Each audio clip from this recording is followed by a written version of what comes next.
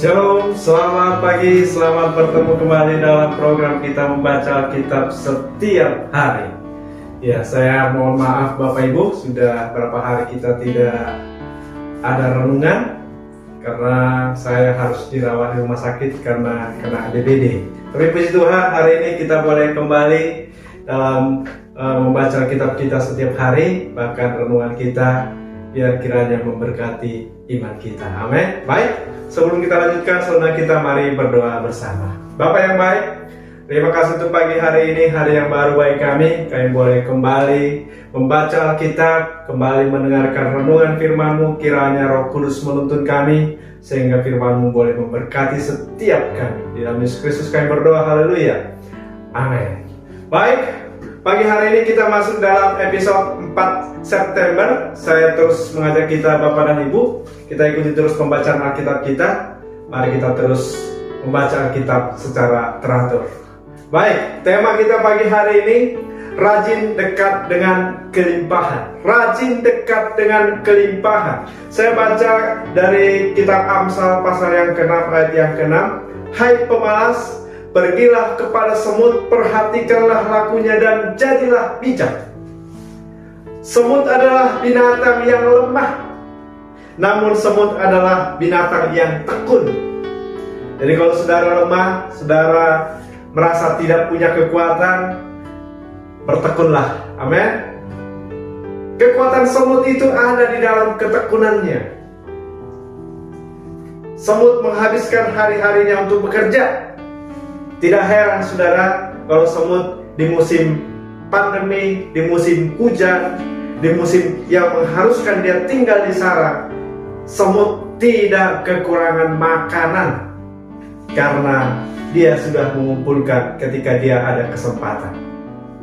Di dalam renungan kita pagi hari ini, Raja Salomo secara khusus berbicara kepada pemalas. Ya, secara khusus berbicara kepada pemalas. Ya. Siapa itu pemalas? Ayat yang ke-9 sampai ayat yang ke-10 dikatakan, hai pemalas, berapa lama lagi engkau berbaring? Bilakah engkau akan bangun dari tidurmu? Tidur sebentar lagi, mengantuk sebentar lagi, melipat tangan sebentar lagi, lalu tinggal berbaring. Orang pemalas itu adalah orang yang suka menunda untuk memulai apa yang harus dilakukan. Suka menunda, entarlah itu saudara ya, nantilah, ya besoklah.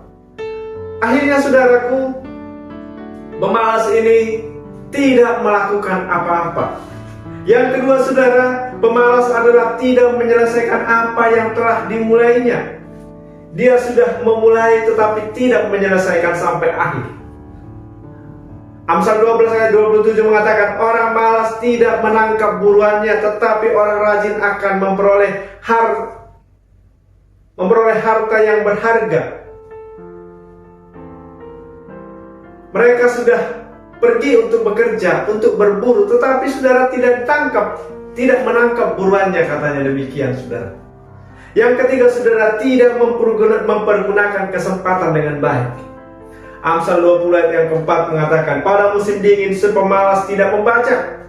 Jikalau ia mencari pada musim menuai, maka tidak ada apa-apa, tidak mendapat apa-apa.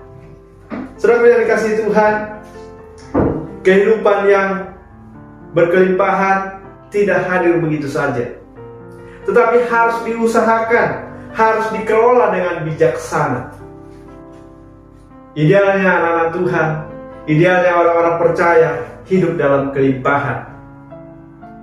Bahkan anak cucunya tidak meminta-minta roti. Tetapi mengapa saudara, mengapa anak-anak Tuhan masih banyak saudara yang hidup dalam kemiskinan?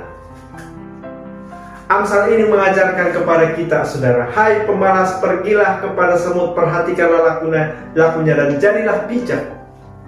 Pergilah kepada semut, tinggalkanlah zona nyaman kita. Ini saudaraku poinnya yang pertama. Tinggalkan zona nyaman kita. Pergilah kepada semut.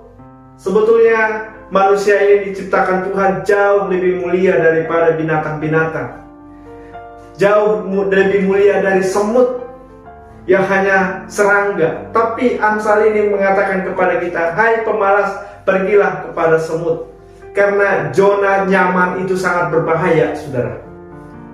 Zona nyaman, ketika kita sudah merasa nyaman, maka itu sangat berbahaya. Dan Amsal mengajarkan kepada kita, pergilah kepada semut. Belajarlah kepada orang-orang yang kecil, bagaimana mereka hidup, bagaimana mereka bekerja keras. Dan tinggalkanlah zona nyaman kita itu. Kita boleh belajar dari sekeliling kita. Kita tidak hanya belajar dari orang-orang besar, tetapi juga dari orang-orang di sekeliling kita, kita bisa belajar. Yang kedua dikatakan, perhatikanlah lakunya. Perhatikan. Di sini saudaraku, memperhatikan. Kita tidak akan pernah belajar dengan berhasil kalau kita tidak memperhatikan. Kita tidak punya tekad niat untuk memperhatikan. Jikalau kita ingin meniru keberhasilan seseorang, maka perhatikanlah lakunya. Perhatikanlah lakunya. Cermatilah dengan tekun apa yang mereka perbuat. Maka kita akan bisa seperti orang yang berhasil itu. Dikatakan dalam Filipi 3 yang ke-17, saudara-saudara, ikutilah teladanku dan perhatikanlah mereka yang hidup seperti kami, yang menjadi teladanmu. Bagi dalam hal jasmani maupun di dalam hal rohani, saudaraku, kita harus memperhatikan orang-orang yang sudah berhasil secara iman, sudah berhasil membangun imannya. Seperti Paulus katakan, ikutilah teladanku. Amin, saudara. Mari saudaraku, kita belajar untuk memperhatikan. Yang ketiga, saudaraku, dikatakan jadilah bijak. Tujuan kita belajar dari semut, memperhatikan lakunya, bukan hanya sekedar memperkaya pengetahuan kita, tetapi supaya kita bijak. Amin. Supaya kita bijak mengelola hari-hari kita, sehingga tujuan akhir kita tercapai, yaitu untuk mempermuliakan nama Tuhan. Amin. Jadi orang rajin sangat dekat dengan kelimpahan. Demikian renungan kita pagi hari ini, kiranya memberkati kita berdoa. Terima kasih Tuhan untuk pagi hari ini, renungan singkat yang boleh kami dengar, supaya kami menjadi orang yang rajin. Biarlah firman memberkati kami, di dalam Yesus Kristus kami berdoa, haleluya. Amin. Selamat pagi, selamat beraktivitas, Tuhan Yesus memberkati kita. Shalom.